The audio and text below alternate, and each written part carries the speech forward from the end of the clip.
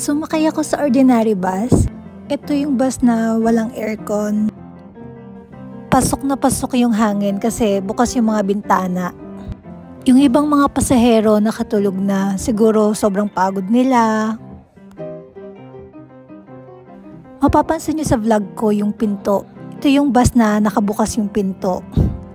Tapos pag sasakay ka, dapat mabilis yung mga galaw mo. Hindi po pwedeng pabagal-bagal. Kung mahal mo ang buhay mo, dapat alisto ka talaga pag sumakay ka sa ordinary bus. Ayan, vlog lang ako ng vlog, video. After ko mag-vlog, tsaka ko na-realize, buti hindi na-snatch yung phone ko. Kaya kung gusto nyong sumakay sa mga ganitong bus, mag-ingat lang po tayo, tapos maging alisto kayo sa mga paligid nyo, tapos yung phone nyo, talagang wag na wag nyong gagamitin. Ewan ko ba bakit ginamit ko yung phone ko. Gusto ko lang i-capture tong mga moment na ganito, yung alam mo yung ma-experience mo na hindi mo makakalimutan.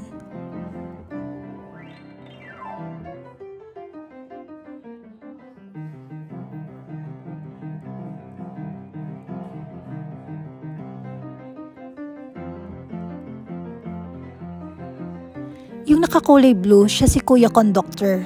Yung nakatayo.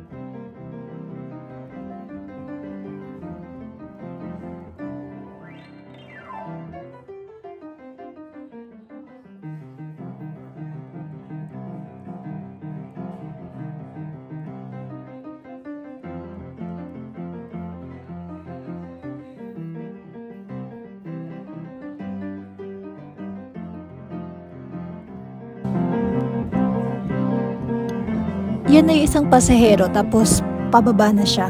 Nakabukas ang pinto kaya kailangan talagang kumapit ng mahigpit. Safe nang nakababa si ate. Yay!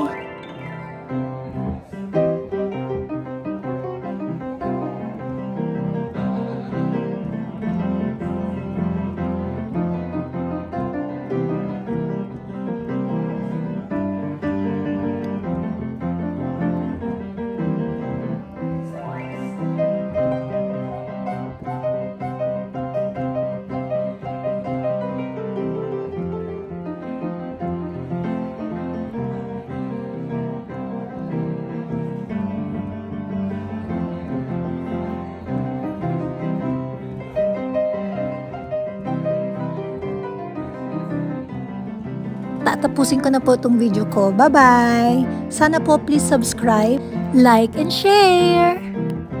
Maraming salamat po! Kita-kits po tayo. See you sa next video!